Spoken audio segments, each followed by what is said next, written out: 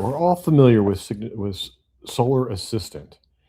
And for a long time, it's been a problem that when you're configured to pick up data from your 6000 XP, that you cannot do the quick charge.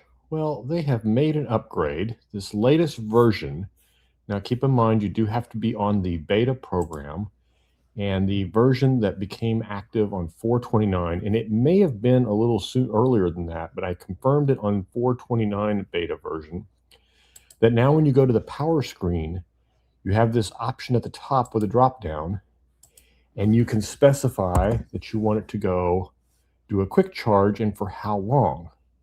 So you just specify the amount of time and you hit charge, and you will notice that the system will automatically do just as you had hit the button in the EG4 app to switch to a charging mode.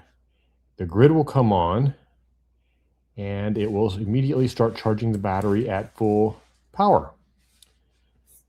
And it is adjustable, whereas the EG4 app's